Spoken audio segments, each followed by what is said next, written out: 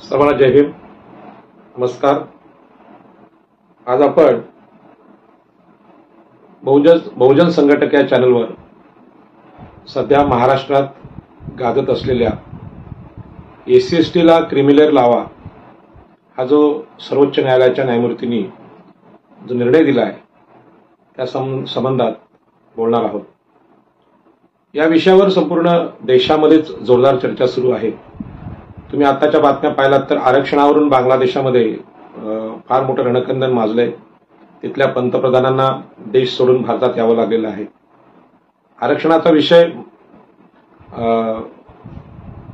तिकडे जरी वेगळा असला आणि भारतात वेगळा असला तरी एकूणच आरक्षणावर भारतात सुद्धा मोठी चर्चा आहे आणि म्हणून हा विषय आपण मांडणं गरजेचं आहे। भारताचं संविधान, भारताची लोकशाही याच्या संदर्भात ज्या चर्चा अपेक्षित आहेत त्या चर्चा जर झाल्या नाही तर एकंदरीत आरक्षणाबद्दल गैरसमज होऊ शकतो आणि म्हणून अनेक विचारवंतांनी आपल्या देशात सुद्धा हे सांगण्याचा प्रयत्न केलेला आहे की आरक्षण हा गरिबी हटवण्याचा मार्ग नाही, तर आरक्षणाच्या मागे या देशानं ज्या लोकांना प्रतिनिधित्व नाकारलेलं आहे त्या प्रतिनिधित्वाचा प्रश्न आहे आणि ही प्रतिनिधित्व नाकारण्याची जी भारताची परंपरा आहे ती फार मोठी आहे आणि म्हणून एक क्रिमिलेअर लावण्याचा जो विषय आज आपल्या देशामध्ये सर्वोच्च न्यायालयाच्या न्यायमूर्तींनी लावलेला आहे त्या निर्णयाविरोधात खूप मोठं वातावरण तापलेलं आहे आणि आपल्याला कल्पना आहे की ज्या न्यायमूर्तींनी भारतातल्या मागासवर्गीयांच्या आरक्षणावर अशा प्रकारचं वक्तव्य केले त्यातले 7 पैकी 6 लोक हे उच्चवर्णीय आहेत, म्हणजे ब्राह्मण, क्षत्रिय, वैश्य यांच्यापैकी आहेत आणि त्यांनी असं बोलणं हे फार विचित्र वाटणारी गोष्ट आहे आणि म्हणून तिकडे सुद्धा आपण लक्ष वेधलं पाहिजे की हे न्यायमूर्तींची जी नियुक्ती होते ती भारतामध्ये ज्या लोकशाहीच्या पद्धती आहेत, निवड प्रक्रिया आहेत त्या डावलून अत्यंत वेगळ्या पद्धतीने ही कॉलेजियम सिस्टीम आपल्याला पाहायला मिळते आणि सिस्टीम म्हणजेच आधुनिक मनुस्मृतीचं रूप आहे आणि म्हणून या गोष्टीकडे पण आपण लक्ष दिलं पाहिजे। आपल्याला नेहमी सांगितलं जायचं की न्यायालयांचा आदर करा, न्यायालयांचा आदर करा। आपण न्यायालयांचा आदर करत गेलो पण न्यायालयांमधल्या ब्राह्मणवादाची चिकित्सा आता देशात होऊ लागलेली आहे आणि म्हणून हे जे वक्तव्य आलेलं आहे खरं म्हणजे SC/STच्या आरक्षणाच्या संदर्भात भारतामध्ये खूप साऱ्या गोष्टींची चर्चा आहे, परंतु यातली एक गोष्ट जी महत्वाची आहे त्याच्यावरच मी चर्चा करणार आहे आणि म्हणून आज असं सांगितलं जातं की बाबा SC/STच्या आरक्षणाला क्रिमिलेअर लावा। आता SC/STचे लोक त्यामध्ये खास करून आंबेडकरी लोक किंवा बौद्ध लोक यामध्ये अत्यंत तज्ज्ञ आहेत आणि हे तज्ज्ञ लोक असताना, संघर्ष करणारे लोक असताना माझ्यासारख्या आगरी समाजातल्या OBC मधल्या छोट्या कार्यकर्त्यांनी यावर बोलावं का हा मोठा प्रश्न आहे। परंतु या देशातली मोठी लोकसंख्या OBCची आहे, 52% लोकसंख्या OBCची आहे, ते आरक्षणाचे लाभधारक आहेत आणि एकूणच देशाच्या आरक्षणाच्या लढाईमध्ये OBCची भूमिका निर्णायक आहे आणि म्हणून आमचे भाऊ SC/ST हे आमचे भाऊ आहेत आणि या भावांच्या आरक्षणावर जी चर्चा मान्य उच्च न्यायालयाने केलेली आहे ती कशी चुकीची आहे हे सांगण्यासाठी OBCनी या विषयामध्ये उतरणं ही काळाची गरज आहे असं माझं व्यक्तिगत मत आहे। बंधू आणि भगिनींनो, की क्रिमिलेअरचा आग्रह आपल्याकडे जो धरलेला आहे तो क्रिमिलेअर म्हणजे काय हे आपण समजून घेतलं पाहिजे की आपल्या देशामध्ये ज्या ब्राह्मण, क्षत्रिय, वैश्य यांनी मनुस्मृतीच्या माध्यमातून, वैदिक हिंदू धर्माच्या माध्यमातून जे शोषणाचं तंत्र भारतामध्ये हजारो वर्ष राबवलं त्यामध्ये शूद्र म्हणजे OBCना, SC/ST या अतिशूद्रांना मानवी सर्वाधिकार नाकारले गेले आणि नाकारण्याची जी पद्धत आहे ती धार्मिक मुलाम्यामध्ये धार्मिक रंग देऊन अशा प्रकारे रंगवलेली आहे की परदेशातल्या कुठल्या लोकांना त्याची दाहकता समजू नये आणि देशामध्ये सुद्धा अशी दाहकता जे शोषित आहेत त्यांना सुद्धा वाटू नये म्हणून त्याला धर्माचा रंग देण्यात आला। त्यांना शूद्र, अतिशूद्रांना असं सांगितलं गेलं की पूर्वजन्मामध्ये तुम्ही जे केलेलं पाप आहे त्यामुळे तुम्हाला शूद्र, अतिशूद्रांचा जन्म भेटला, स्त्रियांचा जन्म भेटला आणि तुमच्या पूर्वजन्मातल्या पापामुळे तुम्हाला जन्म भेटलेला आहे आणि यातून मुक्त व्हायचं असेल तर तुम्हाला एकच मार्ग आहे की ब्राह्मण, क्षत्रिय, वैश्य यांची सेवा करा आणि ही सेवा चांगली तुम्ही केली तर तुम्हाला पुढला जन्म चांगला मिळेल, अशा प्रकारचं आश्वासन देण्यात आलं.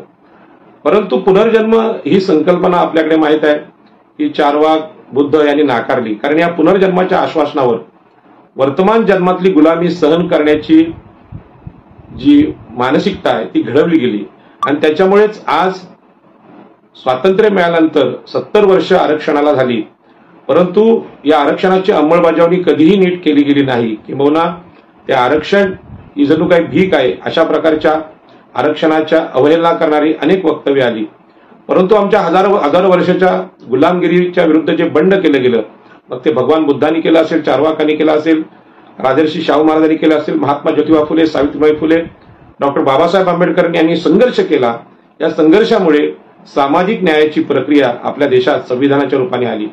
परंतु हा जो संघर्ष आहे हा संघर्ष दाखवला गेला नाही आणि आपल्याला पूर्णपणे कल्पना आहे की आपल्या देशातलं हे जे शोषण आहे हे धार्मिकतेच्या जोरावर असं काही गुंडाळण्यात आलं आणि धार्मिक ध्रुवीकरण आहे. स्वातंत्र्यानंतर या धार्मिक ध्रुवीकरणाला वेग आला, खास करून भाजपच्या सरकारच्या काळामध्ये धर्म हा प्रभावी झाला आणि म्हणूनच या आरक्षणाच्या एकूण लोकसंख्या जी आहे आरक्षण धारकांची ती 85% आहे. ही 85% लोकसंख्येपैकी 52% जी लोकसंख्या आहे ओबीसींची यांनी आरक्षणासाठी फार किरकोळ आंदोलनं केली. म्हणजे आरक्षणाच्या बाबतीत आरक्षण मिळालं पाहिजे आंदोलनं झाली, परंतु आरक्षणाच्या कारणांचा अभ्यास ओबीसींनी नीट केला नाही. एससी एसटी पैकी फार कमी जाती आहेत, त्यांना ही धार्मिक शोषणाची, धार्मिक गुलामगिरीची कारणं समजली. ज्यांना समजली ते डॉक्टर बाबासाहेब आंबेडकरांचे लोक होते आणि आज जे धर्मांतरित बौद्ध आहेत यांनी फार मोठं बंड आपल्या देशात केलं. परंतु हे बंड एससी एसटी जातींमध्ये ज्या पद्धतीने जायला पावतं तसं गेलं नाही आणि ओबीसीमध्ये तर अजिबात गेलं नाही. त्याच्यामुळे डॉक्टर बाबासाहेब आंबेडकरांनी आपल्या जीवनात केलेला संघर्ष हा जसा भारतातल्या लोकांना कळला नाही तसं जगातल्या लोकांना सुद्धा जसा पाहिजे तसा समजला नाही. आपल्याला कल्पना आहे की आपल्याकडे मार्क्सवादाचा विषय साऱ्या जगात गाजला. म्हणजे मार्क्सने जो विचार मांडला तो भांडवलदार कामगारांचं शोषण करतात हा विषय होता आणि ते आर्थिक शोषण करतात अशा प्रकारचा विषय होता. या नावाने जगभरात मार्क्सवाद प्रसिद्धीस पावला. याच पद्धतीने अमेरिकेतला किंवा आफ्रिकन संघर्ष असेल, काळा गोरा वाद असेल किंवा दासांचा संघर्ष असेल, गुलामांचा संघर्ष, याला सुद्धा जागतिक प्रसिद्धी भेटली. परंतु भारतातला डॉक्टर बाबासाहेब आंबेडकरांचा संघर्ष याला जी जागतिक मान्यता हवी होती तशी भेटली नाही. कारण बाबासाहेब आंबेडकरांची चळवळ राष्ट्रीय स्तरावर ज्या पद्धतीने जायला पावती ती जाऊ न देण्याबाबत काळजी इथल्या उच्चवर्णीयांनी घेतली आणि म्हणून आज जी घटना घडलेली आहे की एससी एसटीला क्रिमिलेअर लावा, ही जी घटना घडलेली आहे ही घटना साधी नाहीये. कारण या चळवळीचा, आरक्षणाच्या चळवळीचा एकाकी संघर्ष आमच्या बौद्ध बांधवांनी केलेला आहे आणि हा एकाकी संघर्ष करता करता तो संघर्ष छोटा छोटा होत गेला आणि एकूणच देशामध्ये आरक्षणाच्या विरोधी वातावरण निर्माण झालं. आणि म्हणूनच आपल्याला माहिती आहे मंडल आयोग असेल, त्यानंतर देशभरात जे दंगे उसळले आहेत, गुजरातमधून त्याची सुरुवात झाली किंवा पूर्ण देशामध्ये मंडल आयोगाच्या विरुद्ध वातावरण पेटवण्यात आलं. भाजपाने मंडल आयोगाच्या विरुद्ध कमंडल हे आंदोलन पेटवलं आणि एकूणच एससी एसटीच्या आरक्षणाबाबत एससी एसटीची अत्यंत टिंगलटवाळी करण्यात आली. आणि आरक्षण ही हलकी गोष्ट आहे, आरक्षण ही छोटी गोष्ट, आरक्षण या कुबड्या बोलला आणि त्याचे दुष्परिणाम आज आपण पाहत आहोत. त्याचे दुष्परिणाम एवढे आहेत की आजची जी वेळ आलेली आहे ती अचानक आलेली नाही. अत्यंत नियोजनपूर्वक खोटा प्रचार करून आरक्षण हे देशाच्या प्रगतीला घातक आहेत. आरक्षणाने कमी गुणवत्तेची माणसं समाजात येतात आणि सगळ्या व्यवस्थांची वाट लागते अशा प्रकारचा प्रचार केला गेला. आणि म्हणूनच क्रिमिलेअर हे पहिल्यांदा ओबीसीना लावण्यात आलं आणि ओबीसीना जेव्हा क्रिमिलेअर लावलं त्यावेळी खरं म्हणजे देशाने आंदोलन करायला हवं होतं. आणि हे क्रिमिलेअर काय आहे हे ओबीसीना समजण्याच्या आतच ओबीसी आरक्षण जवळजवळ खूप मोठ्या संख्येने संपवण्यात आलं. आणि म्हणून क्रिमिलेअर काय आहे तर आजच्या घडीला ज्यांचं 8 लाखापेक्षा जास्त उत्पन्न आहे अशांना आरक्षणाचा फायदा होणार नाही असं ओबीसीना अट लावण्यात आली आणि ही ओबीसींनी सहन केली. खरं म्हणजे ओबीसीनी या विरोधात बंड करायला पाहतं. परंतु ओबीसींना आरक्षण म्हणजे काय हे समजवण्यामध्ये ओबीसींचे नेते कमी पडले. मला माहित होतं की आमच्या ओबीसीमध्ये मला ज्ञात असलेले नेते महाराष्ट्रातले आणि आमच्या आगरी समाजातले लोकनेते दिवा पाटील यांनी आरक्षण समजवण्याचा आटोकाट प्रयत्न तिथल्या ओबीसींना केला. त्यांनी सांगितलं की डॉक्टर बाबासाहेब आंबेडकर यांनी आपल्याला कुळ कायदा दिला, आपल्याला ओबीसी आरक्षण दिलं आणि आपल्यावर फार मोठे उपकार केलेले आहेत. परंतु धार्मिक मांडणी करणाऱ्या लोकांनी बाबासाहेबांना ते हयात असताना जसं अस्पृश्य म्हटलं तसं त्यांच्या मृत्यूनंतर सुद्धा अस्पृश्य म्हटलं. खरं म्हणजे डॉक्टर बाबासाहेब आंबेडकरांनी कोकणामध्ये कुळ कायद्याचं आंदोलन करून इथल्या आगरी, कोळी, कराडी या ओबीसी जातींना जमिनींचा मालकी अधिकार दिला. पाण्याचं आंदोलन करून, 14 तळ्याचं आंदोलन करून कोकणातले जे पाणवठे आहेत हे इथल्या जसं SC ST ला मोकळे केले तसे ओबीसीना सुद्धा मोकळे केले. चिरनेर जंगल सत्याग्रहाचे केसेस लढले. मनुस्मृतीसारखा धार्मिक ग्रंथ जाळून ओबीसींच्या मनात धार्मिक ग्रंथांविषयी प्रेम होतं. त्या प्रेमाची चिकित्सा डॉक्टर बाबासाहेब आंबेडकरांनी घडवून आणली. आणि आज तुम्हाला माहित आहे की एकीकडे धर्मांतरित आपले जे बौद्ध आहेत ते वर्षावास करत असतात आणि याच काळात ओबीसी श्रावणामध्ये वेगवेगळ्या ग्रंथांचं पारायण करतात. हे ग्रंथ रामायण, महाभारत आणि बाकीचे ग्रंथ आहेत. ते शिवलीलामृत असेल किंवा अन्य ग्रंथ असतील. हे जे ग्रंथ आहेत हे ओबीसींची धार्मिक गुलामगिरी सांगणारे आहेत. मग रामायणामधल्या शंभुकाचा वध करणारा राम हा क्षत्रिय राजा, ब्राह्मणांच्या सांगण्यावरून ओबीसींचा न्याय करणारे द्रोणाचार्य, ही सगळी ब्राह्मणवादी परंपरा ओबीसींबरोबर SC ST ना गुलाम ओबीसींना जागा करण्यामध्ये जसे ओबीसी नेते कमी पडले याच पद्धतीनं ही सगळी जबाबदारी आंबेडकरी बांधवांनी घेतली होती. परंतु ओबीसींना जे आरक्षण संपवण्याचे जे षडयंत्र हे क्रिमिलेअर लावण्यातून झालं. ते क्रिमिलेअर काय होतं हे ओबीसींना कधी कळलंच नाही. बऱ्याच जणांना क्रिमिलेअरचा दाखला म्हणजे पोलीस स्टेशनमध्ये मिळतो असं वाटायचं आणि आम्ही गुन्हेगार नाही याचा दाखला घेणं म्हणजेच क्रिमिलेअरचा दाखला असं अनेक ओबीसींना वाटायचं. आपण क्रिमिलेअर काय आहे की ज्यांचं उत्पन्न 8 लाखापेक्षा जास्त आहे त्यांना आरक्षणाचा फायदा होणार नाही. आपल्याला माहिती आहे उच्च शिक्षण घेण्यासाठी व्यक्तीचं उत्पन्न हे 8 लाख असून चालणार नाही, त्यापेक्षा जास्त असलं पाहिजे. म्हणजे ओबीसीमधले जे घटक ज्यांच्याकडे आर्थिक स्थिती चांगली आहे त्यांनी आरक्षणाचा फायदा घेऊ नये हा या क्रिमिलेअरचा हेतू होता. याच पद्धतीने 8 लाखापेक्षा कमी उत्पन्न असलेला माणूस खऱ्या अर्थाने आरक्षणाचा फायदा घेऊ शकत नाही आणि ज्यांच्याकडे पैसे आहेत ते पैसेवाले लोक क्रिमिलेअरमुळे या आरक्षणाचा फायदा घेऊ शकत नव्हते. आणि म्हणून याच्यामध्ये ओबीसींची उगवती पिढी मारली गेली आणि ओबीसींची आरक्षणाबद्दल नकारात्मक भावना तयार झाली की हे आरक्षण आम्हाला मिळतच नाही. आम्हाला मिळतच नाही याचं कारण हेच होतं की हे क्रिमिलेअर.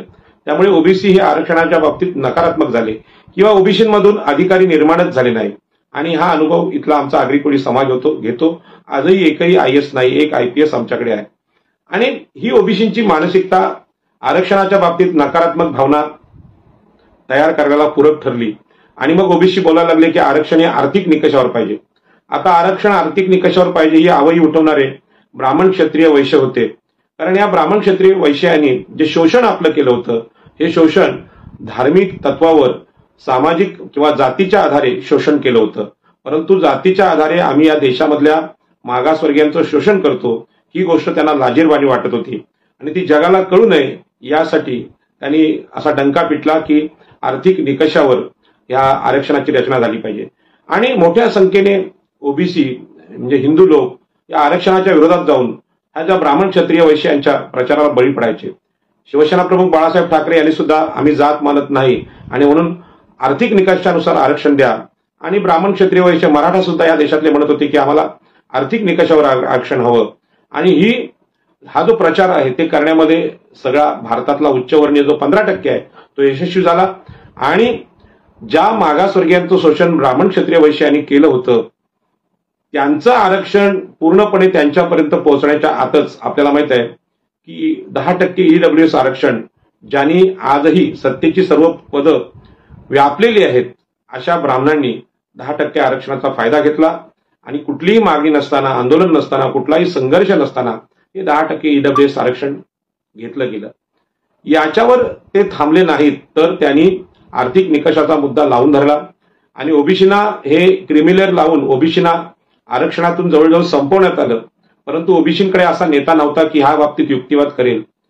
परंतु हे जे धाडस आहे हे धाडस या उच्चवर्णीयांचं वाढत गेलं, खास करून भाजप या पक्षाचं हे जे धाडस आहे ते वाढत गेलं आणि त्यांनी संसदेला अधिकार असलेले ते अधिकार न वापरता न्यायमूर्तींना सांगितलं, ब्राह्मण क्षत्रिय वैश्यांचे 7 पैकी 6 जज यांनी सांगितलं की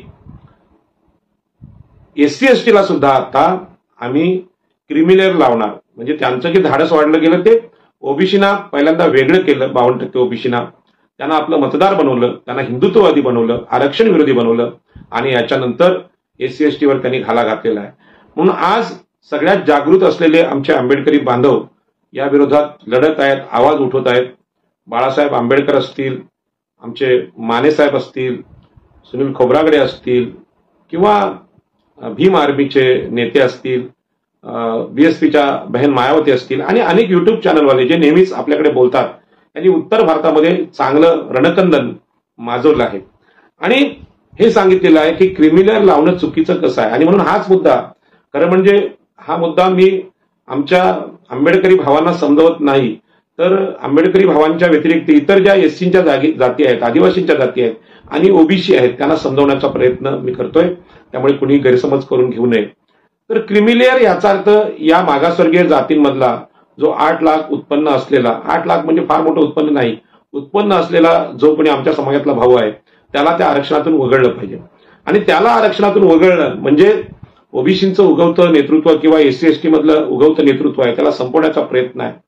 आणि हे जे नेतृत्व आहे ते नेतृत्व काय आहे त्याची थोडी कल्पना मी आपल्याला देणार आहे. ही सुरुवातीला देणार आहे, खरं म्हणजे शेवटी बोलणार होतो. आपल्याला कल्पना की डॉक्टर बाबासाहेब आंबेडकर हे आपल्यातून पहिल्यांदा शिकले, मोठे झाले आणि डॉक्टर बाबासाहेब आंबेडकरांनी बॅरिस्टर झाल्यानंतर आपल्या बॅरिस्टर असण्याचा फायदा स्वतःच्या कुटुंबासाठी न घेता मी माझ्या समाजासाठी काम करेन ही भूमिका त्यांनी सगळ्यात प्रथम मांडली. आणि गलित गात्र झालेल्या आपल्या समाजाला, खास करून अस्पृश्य जातींना संघटित करण्याचा त्यांनी यशस्वी प्रयत्न केला. आणि केवळ अस्पृश्य जातींना नाही तर मी खात्रीने सांगू शकतो, अनुभवाने सांगू शकतो की डॉक्टर बाबासाहेब आंबेडकर हे कोकणामध्ये आले, आगरी खोऱ्यांमध्ये राहिले, आमच्याकडे आगरी लोकांच्या घरी 25-25 दिवस राहिले आणि त्यांना आगरी आणि ओबीसीना कोळ्यांना समजावलं की बाबा रे, तुम्ही या धर्माच्या दृष्टीने शूद्र आहात, तुम्ही हलके आहात. आणि हे समजून येण्यासाठी त्यांनी अनेक आंदोलनं घडून आणली, जसं काळाराम मंदिराचं आंदोलन, की तुम्हाला ते हिंदू म्हणत जरी असले तरी मंदिर प्रवेश तुम्हाला देत नाही. मंदिर प्रवेशाची गोष्ट ही आमच्या कोकणामध्ये रामेश्वर मंदिरामध्ये बाबासाहेबांचे सहकारी नारायण नागू पाटील यांनी आंदोलन करून सिद्ध केली की ओबीसी सुद्धा या धार्मिक दृष्टीने शोषित आहेत, अस्पृश्य आहेत. त्यांना पाणी सुद्धा पिऊ दिलं जात नव्हतं किंवा पाणवठ्यावर त्यांना नाकारलं होतं पाणी. आणि याचा अनुभव चौदार तळ्याच्या आंदोलनात जसं महाडनी घेतला तसं अनेक ठिकाणी ब्राह्मणांना स्वतःच्या घरी विहिरी होत्या, परंतु ओबीसी सुद्धा, आगरी कोळी सुद्धा पाण्यासाठी वणवण भटकत होते. आणि याच्या आठवणी माझ्या आईने मला सांगितलेल्या आहेत. सांगायचा मुद्दा असा की या देशातले ओबीसी, SC ST या सगळ्यांना नेतृत्व देण्याचं काम डॉक्टर बाबासाहेब आंबेडकरांनी केलं. 85% लोकसंख्येला या धार्मिक शोषणाविरुद्ध नेतृत्व डॉक्टर बाबासाहेब आंबेडकरांनी दिलं. कल्पना करा की बाबासाहेब आंबेडकरांनी हे नेतृत्व दिलं, ती त्यांनी शिक्षण घेऊन आपली आर्थिक परिस्थिती, लढण्यासाठी आवश्यक असलेली आर्थिक ताकद कमावली, विद्वत्ता कमावली आणि नेतृत्व दिलं. याच पद्धतीचे अनेक बाबासाहेब आंबेडकर नंतरच्या काळात आरक्षणातून निर्माण होण्याची शक्यता निर्माण झाली. आणि जे कोणी IAS आणि IPS त्या जातीतून निर्माण व्हायला लागले ते आपापल्या जातीला मार्गदर्शन करायला लागले. आणि आरक्षण म्हणजे सगळ्यांना 100% नोकऱ्या लागतात किंवा सगळ्यांनाच शिक्षणामध्ये प्रवेश मिळतात अशातला भाग नाही.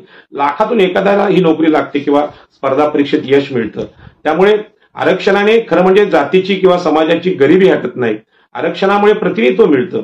एखादा माणूस डॉक्टर बाबासाहेब आंबेडकरांसारखा महान असा नेता होतो आणि आपल्या जातीचा मार्गदर्शक होतो. याच पद्धतीनं डॉक्टर बाबासाहेब आंबेडकरांचं नेतृत्व हे जातीपुरतं मर्यादित न राहता संपूर्ण देशातल्या मागासवर्गीयांसाठी, स्त्रियांसाठी ते आदर्श नेतृत्व झालं. ते नेतृत्व एवढं मोठं झालं की या देशातले कोणतेही देव, कोणतेही धर्म या भारताला न्याय देऊ शकले नाही. ते काम डॉक्टर बाबासाहेब आंबेडकरांनी केलं. आणि म्हणूनच या नेतृत्वाचा आदर्श घेऊन अनेक जातींमध्ये बाबासाहेबांच्या आदर्शाखाली नेते तयार झाले. आमच्या भागात जसं बाबासाहेबांचे सहकारी नारायण नागू पाटील, लोकनेते दिबा पाटील, दत्ता पाटील झाले, तसे अनेक अधिकारी आपल्यामध्ये झाले.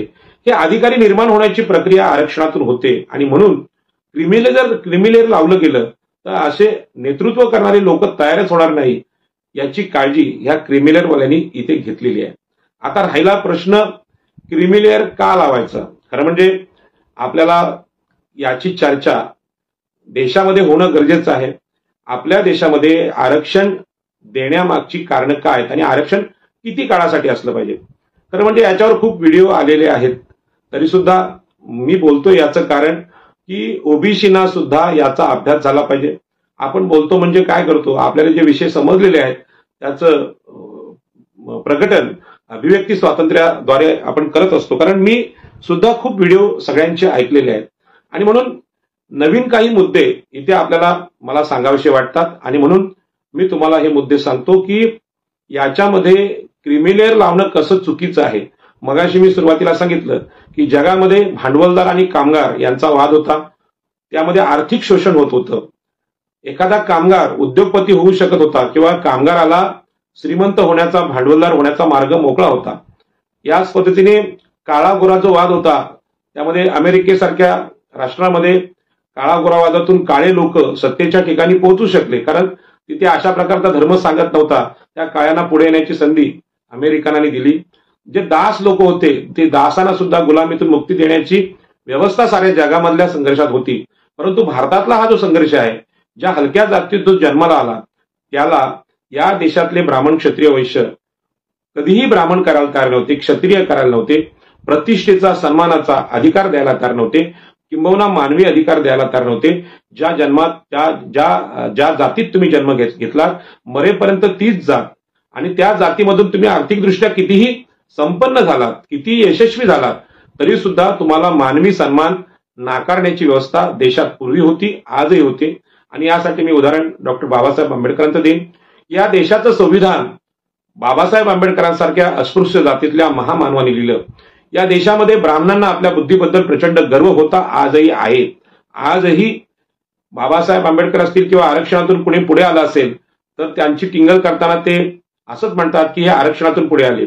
पण बाबासाहेबांच्या काळात आरक्षणच नव्हतं आणि बाबासाहेबांनी स्वतःच्या जीवनामध्ये जागतिक संघर्ष करून जी विद्वत्ता कमावली त्या विद्वत्तेपुढे इथल्या ब्राह्मणांचा पूर्ण पराभव झाला. भीमा कोरेगावचं उदाहरण नेहमी आपण देतो. भीमा कोरेगावच्या युद्धामध्ये ज्यावेळी लढण्याची संधी इथले ब्राह्मण पेशवे नाकारतात, क्षत्रिय लोक नाकारतात, त्यावेळी भीमा कोरेगावचे सैनिक इंग्रजांकडे जातात आणि इंग्रजांकडून लढताना त्यांचं शौर्य अशा रीतीने पुढे येतं की इथल्या क्षत्रियांचा आणि ब्राह्मणांचा पूर्ण पराभव त्या लढाईत होतो. याचा अर्थ असा आहे की आम्ही कुठल्याच अर्थाने कमी नाही, फक्त आम्हाला संधी नाकारली होती. ही संधी किंवा प्रतिनिधित्व द्यायचं काम आरक्षणाच्या माध्यमातून केलं जातं आणि म्हणून ही फक्त संधी आहे, ती सगळ्यांच्या वाट्याला येत नाही. अनेक ठिकाणी आजही लाईट पोहोचलेली नाही, पाणी पोहोचलेलं नाही, शाळा नाही. तिथले विद्यार्थी शिकणं, खास करून आदिवासींच्या बाबतीत फार भयानक अवस्था आहे. जन्माला येण्याच्या अगोदरच कुपोषणाने मरतात, औषध पाण्याविना मरतात, आईच्या पोटात जन्म घेण्या अगोदर दवाखाना नाही म्हणून ती बालकं मरतात. अशांना आरक्षण करणार कसं? म्हणजे आरक्षणाचं किंवा शाळेचा दरवाजा त्यांना दिसत नाही आणि म्हणून ही जी अवस्था या देशात केली त्या ब्राह्मण, क्षत्रिय, वैश्यांनी केली. आणि म्हणून जगातल्या संघर्षांपेक्षा इथला जातींचा जो संघर्ष आहे तो मोठा आहे.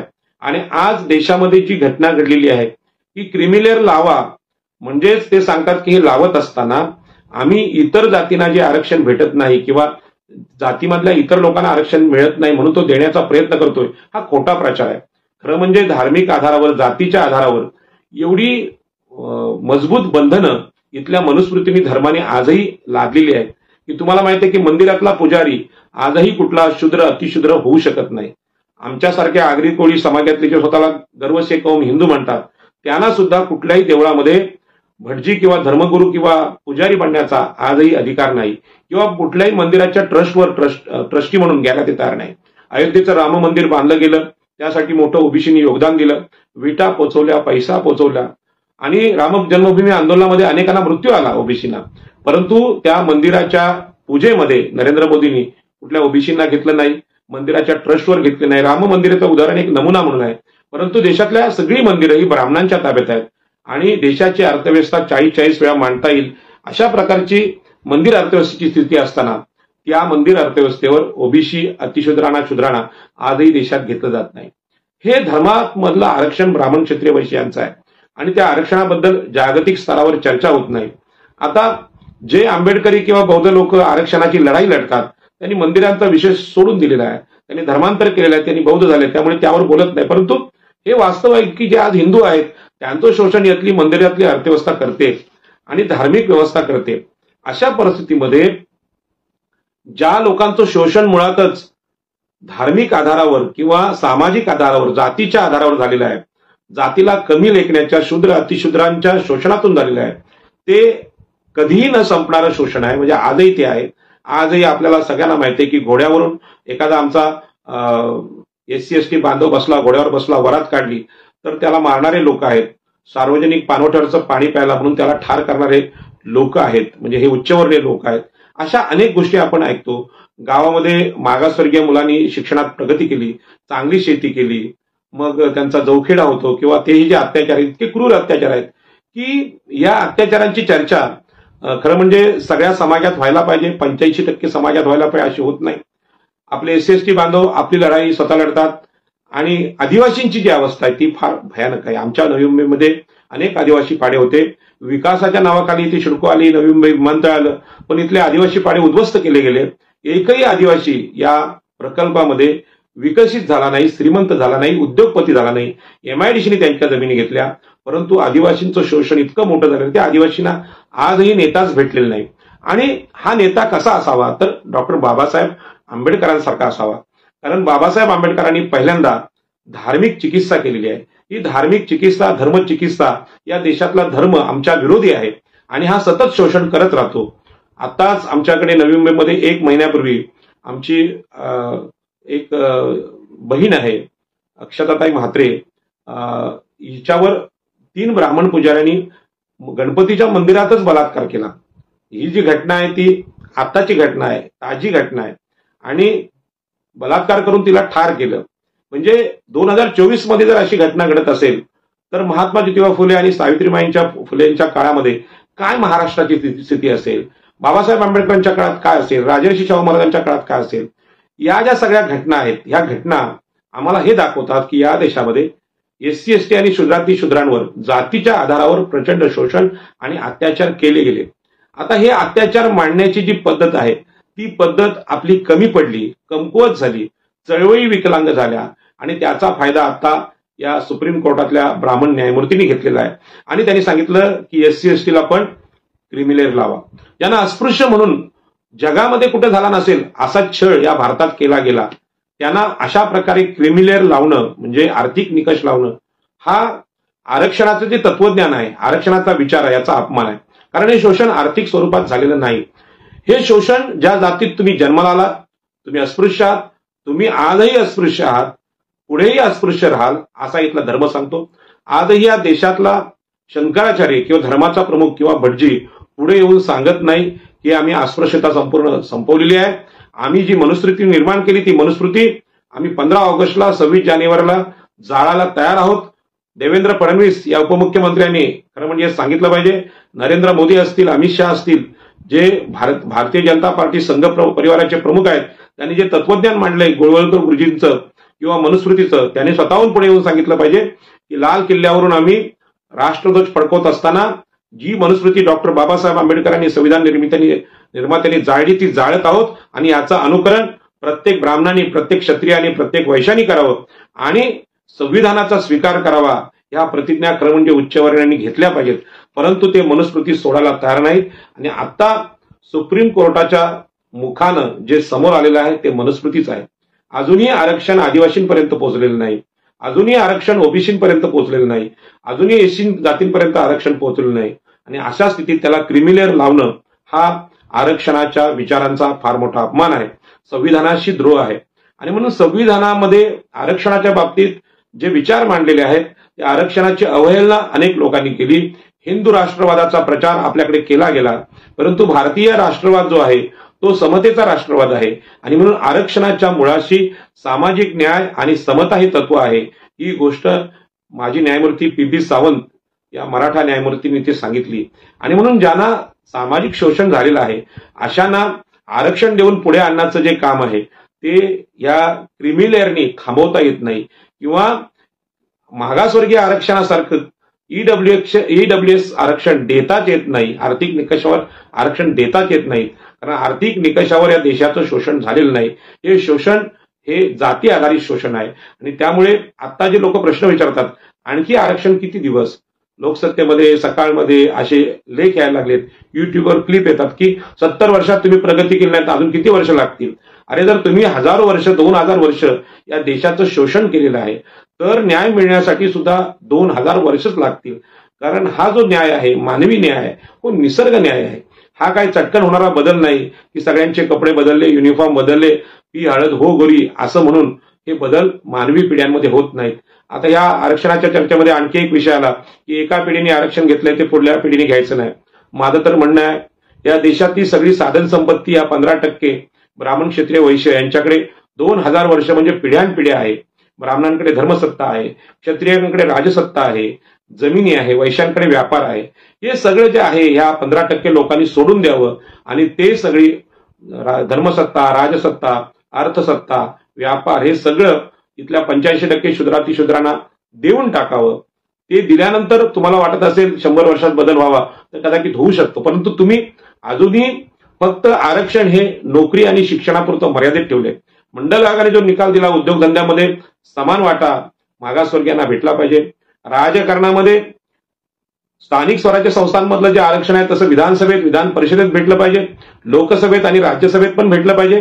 म्हणजे आमच्या 85% लोकसंख्येच्या प्रमाणात भेटलं पाहिजे. असं नाही की एवढ्या राखीव जागा तेवढ्या राखीव, तर 85% आमची मागासवर्गीयांची लोकसंख्या आहे तर आम्हाला तेवढं आरक्षण भेटलं पाहिजे. देशाच्या संपत्तीत, उद्योगधंद्यामध्ये, चित्रपट क्षेत्रात, विज्ञानाच्या क्षेत्रात, या सगळ्या क्षेत्रामध्ये, साहित्य क्षेत्रात आमचा वाटा आम्हाला भेटला पाहिजे. परंतु हा वाटा न देता नोकरी आणि शिक्षणामध्ये हे आरक्षण आज नाकारलं जाते. क्रीमी लेअरच्या माध्यमातून महत्वाचे जे उच्च शिक्षण आहे किंवा महत्वाची पदं आहेत ही रिकामी दाखवली जातात आणि ती पदं पुन्हा उच्चवर्णीयांकडून भरली जातात. यासाठी हे षडयंत्र आहे. आणि म्हणून आरक्षणाचा जो विचार आहे तो जाती आधारित शोषणाचा असल्यामुळे त्याला आर्थिक निकष लावणं हे चुकीचं आहे. खरं म्हणजे आपल्याकडे मार्क्सवादी सुद्धा आहेत. मार्क्सवादी सुद्धा आर्थिक प्रश्नावर भांडत असतात. परंतु मार्क्सवाद्यांना जे कळलं नाही ते डॉक्टर बाबासाहेब आंबेडकरांना कळलं. आणि म्हणून बाबासाहेब आंबेडकरांचा विचार हा जागतिक कीर्तीचा, जागतिक दर्जाचा आहे. एक छोटासा अभ्यासक म्हणून मला असं वाटतं की आजच्या घडीला SC ST जे क्रीमी लेअर लावलेलं आहे त्यामध्ये मुद्दे खूप आहेत. परंतु मला असं वाटतं की आजची वेळ अशी आलेली आहे की SC ST जे क्रीमी लेअर लावलेलं आहे त्यानिमित्ताने 52% ओबीसी, SC ST यांनी एकत्र यावं आणि या क्रीमी लेअरचा वैचारिक प्रतिवाद आम्ही केला पाहिजे. वकिलांनी न्यायालयामध्ये याचिका टाकल्या पाहिजे. सगळ्या राजकीय नेत्यांनी याविषयी सांगितलं पाहिजे की क्रीमी लेअरचा विषयच येत नाही. आम्हाला आरक्षण जर 1000 वर्ष नाकारलेलं आहे ते आरक्षण आम्हाला भेटलं पाहिजे. क्रीमी लेअरचा निकष इथे लावून चालणार नाही. किंबहुना आम्हाला नोकरी आणि शिक्षणात फक्त प्रतिनिधित्व मिळते. 8 लाख उत्पन्न सोडून द्या, आमचं उत्पन्न जरी 8 कोटी झाले तरी तो सामाजिक न्यायच असेल आणि संपत्तीचं आंदोलन आम्ही केलं पाहिजे असं मला वाटतं. आणि म्हणून जमिनी, जागा, घरं यांचं आंदोलन मी सातत्यपूर्ण लावून धरतोय. याचं कारण आहे की केवळ नोकरीने, समजा तुम्हाला शिक्षक म्हणून किंवा IAS म्हणून 2-2.5 लाख पगार भेटला तरी सुद्धा तुम्ही जी महागडी घरं आहेत 4 कोटी 5 कोटी किती आज घेऊ शकत नाही. आयुष्यभर नोकरी केली तरी घेऊ शकत नाही. मोठमोठ्या फॅक्टऱ्या, उद्योगधंदे आम्ही टाकू शकत नाही कारण तेवढा पैसा नोकरीमध्ये नाही. शिक्षण घेऊन पण तेवढा पैसा कमवता येत नाही. आणि म्हणून तुम्हाला उद्योजक व्हायचं असेल तर आपण आर्थिक न्यायाचा आग्रह धरला पाहिजे. आणि म्हणून हे क्रीमी लेअर आहे, ते क्रीमी लेअर आमच्याकडे साधन संपत्ती येऊ न देण्याचं षडयंत्र आहे, ते आपण त्याला विरोध केला पाहिजे. आणि म्हणून आरक्षणाच्या चर्चेमध्ये मला सगळ्यात मोठा विरोध हा क्रीमी लेअर तत्वाला करायचा आहे. आर्थिक निकष जो आपल्या आरक्षणाला लावतात त्याला आपल्याला विरोध करायचा आहे. आणि हा विरोध सगळ्या जातींनी एकत्र येऊन करायचा आहे. तो कुठल्या एका जातीचा विषय नाही. आणि म्हणून या देशामध्ये ओबीसी, SC STच्या जेवढ्या जाती आहेत त्या जातींनी हा आपण संघर्ष करण्याचा संकल्प करूया असं मला वाटतं. आणि म्हणून या देशातल्या ओबीसी, SC ST यांच्या आरक्षणाचा जो मुद्दा आहे हा मुद्दा या देशाचं सामाजिक शोषणाविरुद्धचं तत्वज्ञान आहे. आणि हे तत्वज्ञान इथल्या विषमतावादी धर्माच्या विरोधात आहे. आणि म्हणून हे विषमतावादी धर्माच्या विरोधातलं तत्वज्ञान आम्हाला ओबीसीना प्रत्येकाला म्हणजे घराघरात जाऊन समजावं लागेल. कारण अनेक आमचे ओबीसी बांधव किंवा SC ST मधल्या काही जाती आहेत त्या धर्माशी निगडीत आहेत, धर्माशी जोडलेले आहेत, हिंदुत्वाशी जोडलेले आहेत. आणि म्हणून जे हिंदुत्ववादी मार्गदर्शन करतात की आर्थिक निकषावर आरक्षण असलं पाहिजे, आर्थिकदृष्ट्या जो गरीब आहे त्याला आरक्षण दिलं पाहिजे, हा जो प्रचार आहे हा मागासवर्गीय आरक्षण, सामाजिक न्याय आणि भारतीय संविधानातली समता याच्या विरोधातलं ही षडयंत्र आहे. आणि हे खरं म्हणजे फार मोठं या देशातलं माणुसकी विरुद्धचं युद्ध आहे. आणि म्हणून आपल्याला या माणुसकी विरुद्धचं युद्ध आपण लढलं पाहिजे. आम्ही 85% भारतीय जर शोषित असू तर या सगळ्या शोषितांनी एकत्र येऊन आपण या उच्चवर्णीयांच्या या चुकीच्या संकल्पनेच्या विरुद्ध लढलं पाहिजे. आता बाजूच्या बांगलादेशामध्ये शेख हसीना यांचं त्यांना देश सोडायला लागला, तिथे आरक्षणाच्या विरुद्ध आंदोलन झालं. परंतु जर आम्ही हा सामाजिक न्यायाचा विषय ओबीसी एससी एसटी यांनी जर मांडला नाही तर आपल्या देशातले उच्चवर्णीय एकूणच आरक्षणाच्या विरोधात असं संघटित होऊ शकतात, या देशात अराजकता मांडू शकतात. आणि लोकशाहीवादी असलेले, संविधानवादी असलेल्या आमच्या ओबीसी एससी एसटीनी असं संयुक्त आंदोलन देशामध्ये राबवावं लागेल. देशामध्ये प्रबोधनाची सत्र घ्यावी लागतील, कारण भारतीय संविधानाने जगाला दिलेली मोठी देणगी आहे. जगामध्ये जो शोषित समाज आहे, सगळ्या जगामध्ये समाज आहे, त्यामध्ये भारतातली लोकसंख्या ही जगातली मोठी लोकसंख्या आहे. आणि त्या लोकसंख्येच्या 85% लोकसंख्या आजही शोषणामध्ये असेल तर जागतिक स्तरावर हे आंदोलन केलं पाहिजे. जगातल्या सगळ्या लोकांना आम्ही सांगितलं पाहिजे. आणि म्हणून काही मोजकी उदाहरणं मी इथे मुद्दाम या चर्चेमध्ये देतोय. आणि ती उदाहरणं मी माझ्या आगरी कोळी ओबीसीना हे क्रिमिनलचा अर्थ समजवताना दिलेली आहेत अगोदर, परंतु पुन्हा एकदा देतोय. याचं कारण असं आहे की खरं म्हणजे ओबीसी लोकांनी यामध्ये जास्तीत जास्त बोललं पाहिजे, कारण ओबीसींची दिशा जी आहे ती आजही विषमतेकडे आहे, हिंदू धर्माकडे आहे, वैदिक धर्माकडे आहे. ते जोपर्यंत या धर्माची चिकित्सा करत नाहीत, शोषणाची चिकित्सा करत नाहीत, तोपर्यंत या देशातल्या ब्राह्मण क्षत्रिय वैश्य यांना समजत नाही की इथला ओबीसी हा एससी एसटी बांधवांच्या बरोबरीने आहे. आम्ही डॉक्टर बाबासाहेब आंबेडकरांचे जे अनुयायी आहोत, कारण आम्ही आरक्षणाचा लाभ घेतो. आणि आरक्षणाचे लाभ जे जे लोक घेतात, मग स्थानिक स्वराज्य संस्थांमधले सरपंच असतील, नगरसेवक असतील, ग्रामसेवक असतील किंवा आमदार असतील, या सगळ्यांनी ही गोष्ट लक्षात घेतली पाहिजे की आता आपण आंबेडकरवादी म्हणून सगळ्या जगातल्या लोकांनी एकत्र आलं पाहिजे. आणि जगभरात जे लोक आमचे गेले आहेत त्यांनी सुद्धा भारतातलं जे धार्मिक शोषण आहे त्याच्यावर जाहीर चर्चा केली पाहिजे.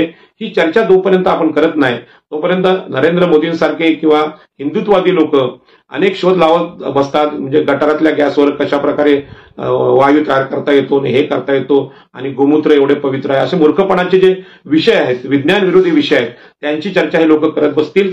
आणि म्हणून ह्या सगळ्या स्वर्ग नरक चमत्कार यांची चिकित्सा 2000 वर्षापूर्वी 2-2.5 वर्षापूर्वी भगवान बुद्धांनी केली. आणि त्याच दिशेने त्यांचा निषेध केल्यानंतर आज आपला देश पुन्हा एकदा या विज्ञानाच्या विरोधी वाटचाल करतोय, सामाजिक न्यायाच्या विरोधी वाटचाल करतोय. आणि म्हणून हे आंदोलन आपल्याला संयुक्तपणे करावं लागेल. आणि म्हणून यामध्ये मी तुम्हाला हे सांगतो की ब्राह्मण क्षत्रिय वैश्य यांना आपण हे कितीही पटवून दिलं की तुमच्या ह्या गोष्टी चुकीच्या आहेत, तरी ते अत्यंत कल्पक, त्यांना सगळ्या गोष्टी सत्य माहित आहेत. प्रश्न आहे की जे आरक्षणाचे लाभधारक आहेत त्यांना या गोष्टी समजल्या पाहिजे. आणि म्हणून त्यांच्यासाठी मी उदाहरण देतोय.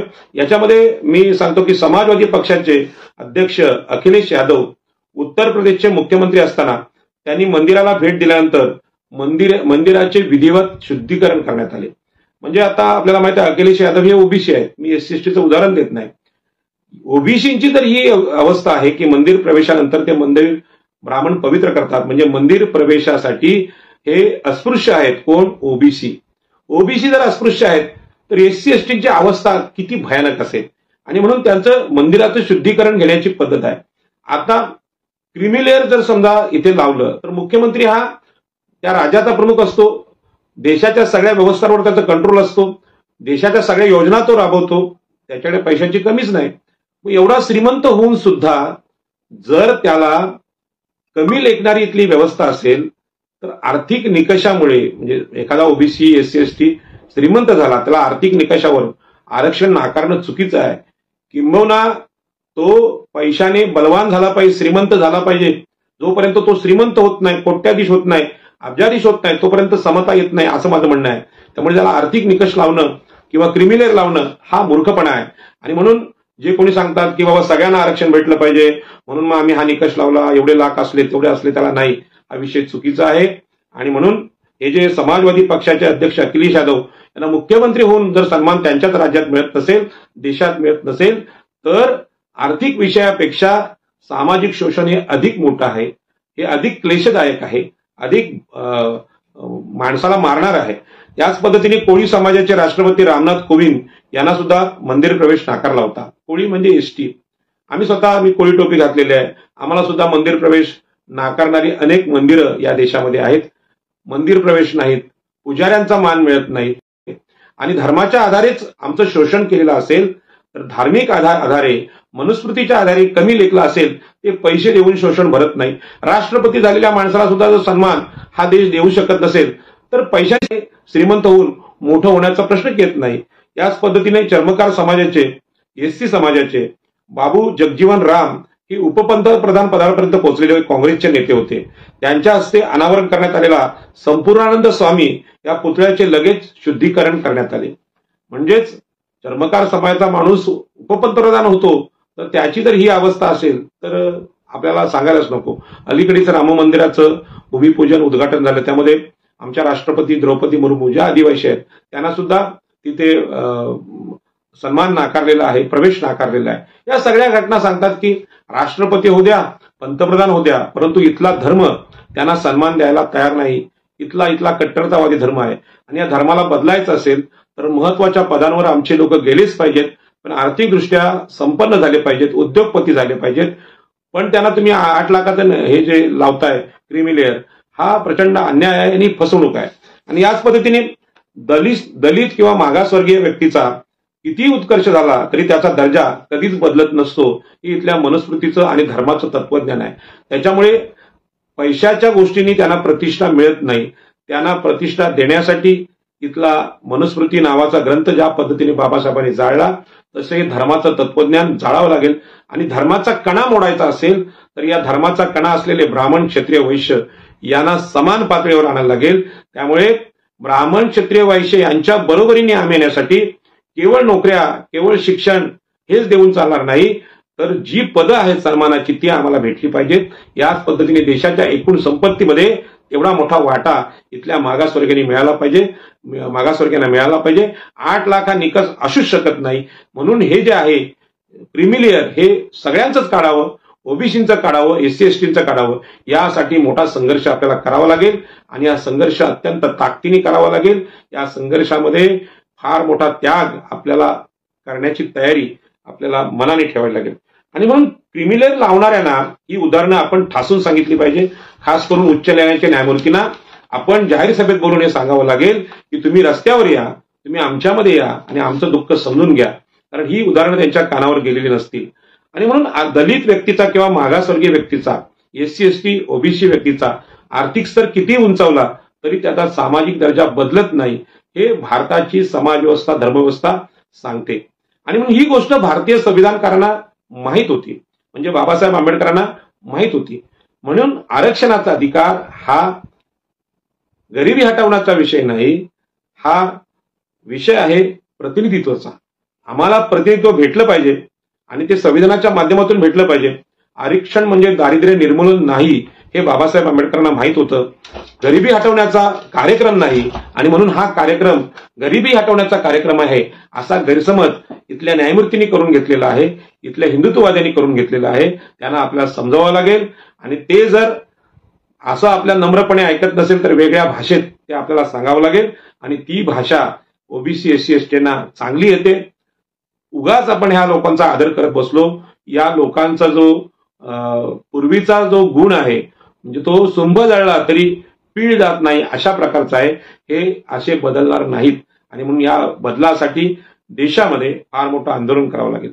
आणि म्हणून भारताच्या स्वातंत्र्य युद्धाची, स्वातंत्र्य चळवळीची चर्चा आपण प्रतिष्ठेने करतो. मग ते महात्मा गांधी असतील, पंडित जवाहरलाल नेहरू असतील, सरदार वल्लभभाई पटेल असतील, मौलाना अबुल कमाल आझाद असतील. परंतु फुले शाहू आंबेडकर ज्या कारणांसाठी प्रसिद्ध आहेत त्यांची नावं महाराष्ट्रातले लोक पुरोगामी महाराष्ट्र म्हणून चांगल्या आदराने घेतात. पण फुले शाहू आंबेडकर हे सुद्धा एक आपलं सामाजिक न्यायाचं स्वातंत्र्य युद्ध आहे आणि हे स्वातंत्र्य युद्ध आपण 70 वर्षात नीट मांडू शकलो नाही. मला आदर आहे आंबेडकरी भावांचा, बौद्ध भावांचा, त्यांनी त्याची मांडणी केली.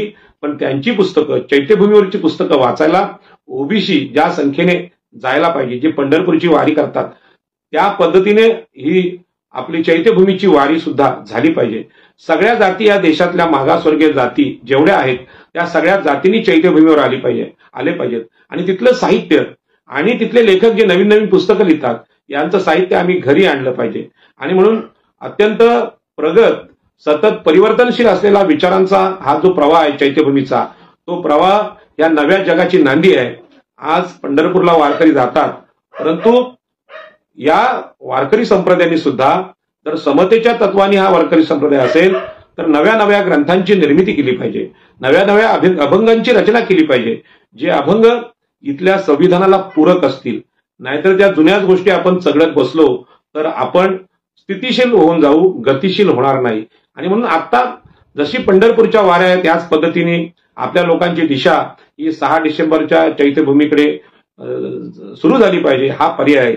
आणि हे जर आपल्याला तत्वज्ञान मिळालं भगवान बुद्धाचं, डॉक्टर बाबासाहेब आंबेडकरांचं, तर आपली प्रज्ञा हा जो अपप्रचार चालू आहे आरक्षणाच्या विरोधात, या आरक्षणाच्या विरोधकांना उत्तर देणारं साहित्य, सामाजिक न्यायाचं साहित्य फार मोठं गरजेचं आहे. कारण ओबीसीपर्यंत असं साहित्य विचार पोहोचलेलं नाही. आणि म्हणून आर्थिक निकषाला आरक्षणाचा आधार बनवू इच्छिणाऱ्यांच्या लोकांना लोकसंख्येच्या प्रमाणात एससी एसटी ओबीसी प्रतिनिधित्व अधिकार या मूळ उद्दिष्टालाच मूठमती द्यायची आहे. म्हणजे आर्थिक निकष लावून आपलं आरक्षण त्यांना संपवायचं. साध्या भाषेत सांगतो की हे जे आहे क्रिमी लेअर, हे आरक्षण संपवण्याचा डाव आहे. ओबीसीचं आरक्षण संपवलेलं आहे. आज ओबीसी आरक्षणाबद्दल नकारात्मक झालेला आहे आणि एससी एसटीला हे 2 वर्ष जरी लागलं हे आपल्या क्रिमी लेअर, तरी एससी एसटीची सुद्धा आरक्षणाच्या बाबतीत येणाऱ्या पिढ्यांची भावना नकारात्मक होऊ शकते आणि त्यांना समजवणं फार अवघड होईल. आणि म्हणून आताच या घडीला हे आंदोलन आपल्याला मोठ्या प्रमाणात करावं लागेल. आणि म्हणूनच माननीय कांशीरामजींनी सुद्धा आरक्षण म्हणजे इथल्या सगळ्या व्यवस्थेमधला आपला शिरकाव आहे, प्रवेश आहे, आणि तो प्रवेश जर बंद झाला तर अवस्था फार बिकट होऊ शकते. आणि म्हणून आदरणीय बाळासाहेब आंबेडकर आणि मायावती यांनी अत्यंत आक्रमक भूमिका यामध्ये घेतलेली आहे. खरं म्हणजे आज आपल्या देशात सगळ्या आंबेडकरी पक्षांचा राजकीय पराभव झालेला आहे. हा पराभव झाल्यानंतरच हे धाडस या लोकांचं वाढलेलं आहे. आणि म्हणून आपल्याला या सगळ्या आंदोलनामध्ये राजकीय दृष्ट्या सुद्धा आक्रमक व्हावं लागेल. बाळासाहेब आंबेडकरांनी जी भूमिका घेतलेली आहे आता ओबीसीच्या या सगळ्या आरक्षण बचाव यात्रेमध्ये की 100 आमदार आपल्याला करायचे आहेत. माझं तर म्हणणं आहे की ओबीसीचे 100 आमदार नव्हे तर ओबीसी एससी एसटी यांचे सगळे आमदार विधानसभेत निवडून गेले पाहिजेत. यासाठी आपल्याला आंदोलन करावं लागेल. आणि आंदोलन आपण केलं नाही तर पुन्हा पुन्हा ही गुलामी येईल. आणि हे जे उच्च न्यायालयातले हे जे उच्च जातीय न्यायमूर्ती, वडील न्यायमूर्ती, मुलगा न्यायमूर्ती हे येत आहेत, ही साखळी आपल्याला तोडावी लागेल. आणि ही जर आपण तोडली नाही तर हे जे न्यायमूर्ती अत्यंत चुकीचे निर्णय देऊन संविधान आणि देशाच्या लोकशाहीची वाट लावतील. हे सगळे लोक एक आहेत, उच्चवर्णीय लोक एक आहेत. आणि म्हणून या बाबतीत आपण जाग राहायला पाहिजे. आणि म्हणूनच या सगळ्या प्रक्रियेमध्ये आपल्याला माहित आहे की आपले एक जस्टिस BR गवई हे आपले एससीच आहेत आणि सुप्रीम कोर्टातले जज आहेत. यांनी जे स्टेटमेंट केलंय ते आपल्या सगळ्यांना विचार करायला लावणार आहे की आमच्यातला माणूस त्याला कशा पद्धतीने उभं केलं जातं. ते मनापासून बोललेत की त्यांना शिकवून पढवून तिथे उभं केलंय, हा विषय वेगळा आहे. परंतु त्यांनी जे बोललेले आहे ते वाक्य, त्यांचं जे शब्दशः वर्णन मी इथे करून दाखवणार आहे. आणि याच्या बाबतीत आपल्या सगळ्या मागासवर्गीय बांधवांना, ओबीसी बांधवांना आपण जाग केलं पाहिजे की अशा प्रकारची वक्तव्य देताना त्यांनी विचार केला पाहिजे.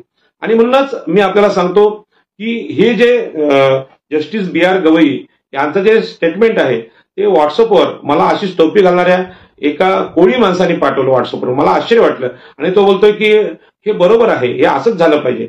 म्हणजे सामान्य ओबीसी जस्टिस BR गवई यांचं समर्थन करतोय, तो बाळासाहेब आंबेडकरांचं किंवा बहीण मायावती किंवा भीम आर्मीचे आमचे जे नेते आहेत त्यांचं समर्थन करत नाही. त्यांचा विषय त्यांच्यापर्यंत पोहोचत नाही, पण BR गवईंचं तो समर्थन करतोय. हे समर्थन करताना ते एससी आहेत असं तो मानत नाही, तर त्यांचं जे म्हणणं आहे ते न्यायाचं आहे. आणि म्हणून देशातल्या आज बऱ्याचशा लोकसंख्येला हे बोलणं का आवडतंय आणि याची दखल आपण सगळ्यांनी घेतली पाहिजे. कारण हा विषय फार भयानक आहे. यामध्ये ते म्हणतात की धनदांडगे आणि गडगंज श्रीमंत दलित मागासवर्गीय लोकांनी आरक्षण सोडून द्यायला हवे. म्हणजे जे आज श्रीमंत झालेत, IAS झालेत, IPS झालेत किंवा जिल्हाधिकारी झालेत, तहसीलदार झालेत आणि जे पैसेवाले आहेत अशा धनदांडगे आणि गडगंज श्रीमंत दलित मागासवर्गीयांनी म्हणजे SC ST OBCनी आरक्षण सोडून द्यायला पाहिजे असं त्यांनी म्हटलेलं, आपल्या माणसाने म्हटलेलं आहे. आता आरक्षणाच्यामुळे या देशात सामाजिक न्याय झालाय का? अजूनही हिंदुत्ववादी सरकार येतात. जरी काँग्रेसचं सरकार होतं किंवा भाजपचं सरकार होतं, ही दोन्ही सरकारे मनुवादी होती हे सगळ्यांना माहित आहे. कारण काँग्रेसच्या काळात काही समता पूर्णपणे देशात आली नाही. आम्हाला, माझ्यासारख्या माणसाला सुद्धा जमिनी, जंगलं, आर्थिक न्याय मिळाला नाही, सरकारी नोकऱ्या मिळाल्या नाहीत, हा माझा अनुभव आहे. आणि ते सांगतात की आता तुम्ही आरक्षण सोडून द्यावं. नरेंद्र मोदींनी मध्ये स्कीम राबवली की जे श्रीमंत आहेत त्यांनी सिलेंडर सोडून द्यावं. आता ही जी गोष्ट आहे ती सिलेंडरशी जोडलेली आहे या ज्या सगळ्या वक्तव्यामध्ये. आणि म्हणून आरक्षण सोडून द्यावं असं आपलाच माणूस बोलत असेल तर याची चिकित्सा झाली पाहिजे. ते पुढे म्हणतात की संपन्न लोगों को रिजर्वेशन से बाहर करने का फैसला संसद ने करना चाहिए. आता म्हणून आता SC ST ला क्रिमिलेअर लावा, मागासवर्गीयांच्या आरक्षणाची चिकित्सा करा, हे संघ परिवार बोलत असेल तरी सुद्धा या देशामध्ये समता आली का? या देशातले धर्मवादी बदलले का? जातीचा, उच्च जातींचा अहंकार संपलेला आहे का? उच्च जाती जे रस्त्यावर अन्याय करतात आमच्या लोकांवर, मागासवर्गीयांवर, स्त्रियांवर अन्याय करतात, हे अन्याय संपलेत का? याची सुद्धा चिकित्सा संसदेने केली पाहिजे. संसदेमध्ये गेलेल्या लोकांनी ही मागणी केली पाहिजे. पुढे बघा ते काय म्हणतात, एखादी व्यक्ती जेव्हा IAS IPS होते तेव्हा त्यांची मुलं गावातल्या इतर मुलाप्रमाणे सोयी सुविधा आणि अडचणींना सामोरे जात नाहीत आणि तरीही त्यांना पिढ्यानपिढ्या आरक्षण मिळत राहते. आता इथे सुद्धा आरक्षण हा गरिबी हटवण्याचा मार्ग आहे असं सांगितलं जातं. आता एखादा मागासवर्गीय SC ST मधला IAS झाला असेल किंवा IPS झाला असेल तर तो आता तुम्हाला IAS आणि IPS दिसतो पहिल्या पिढीत, परंतु त्यांच्या 1000 पिढ्या आपल्या देशाने नासवलेल्या आहेत. हा विषय आपल्याकडे चर्चेला येत नाही.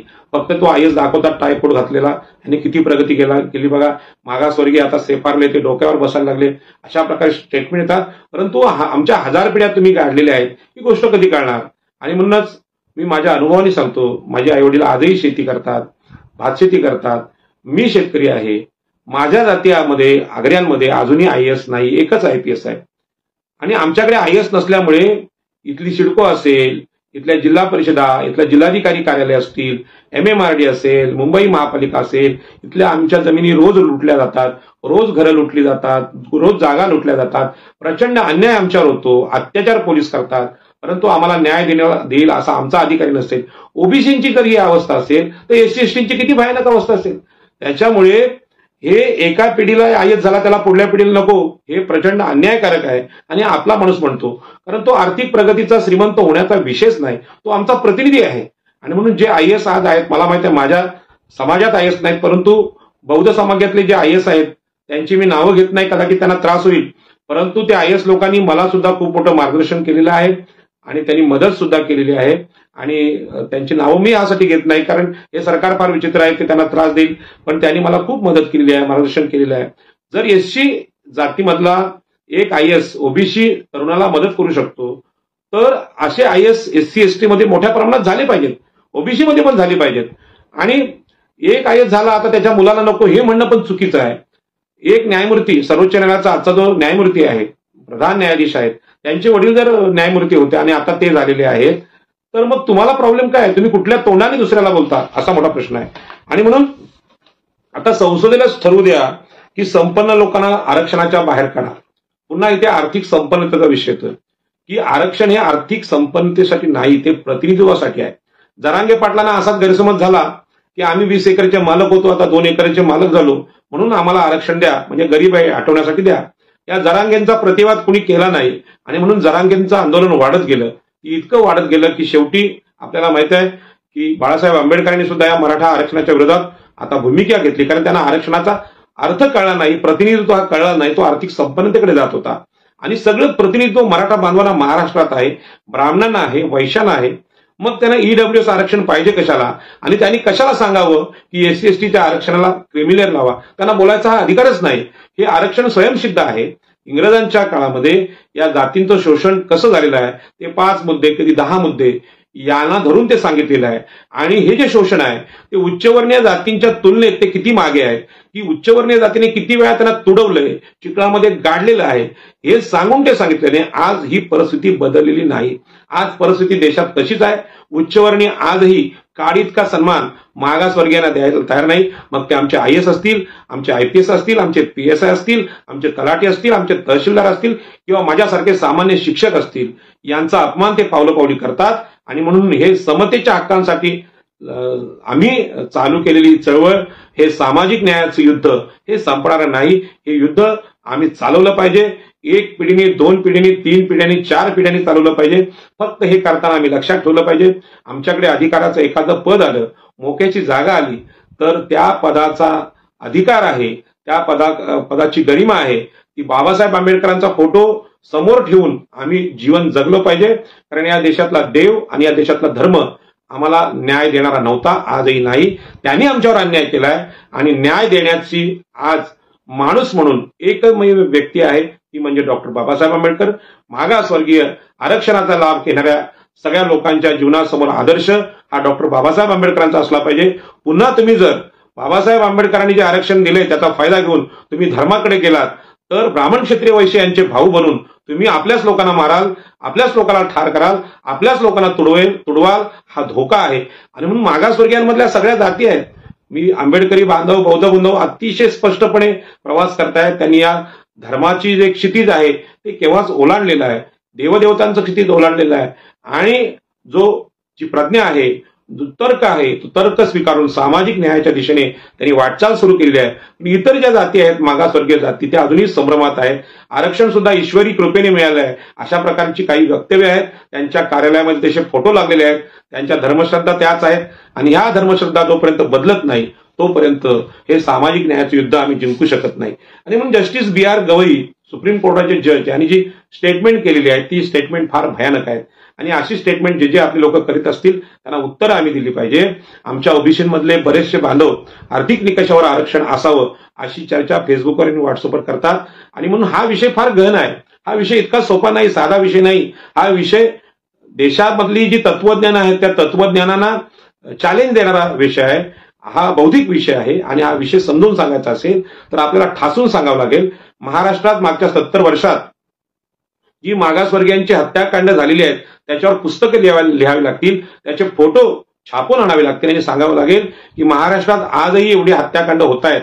मराठा समाज किंवा ब्राह्मण यांच्याकडून एवढ्या अॅट्रॉसिटीज घडतायत की त्याची सीमा नाही. आणि बरेचसे जे अपमान आहेत ते अनेक लोक व्यक्त करत नाहीत, ऑफिसमध्ये घडलेल्या घटना सांगू शकत नाहीत. मी तुम्हाला सांगतो की मी एका RSCच्या शाळेमध्ये शिक्षक होतो.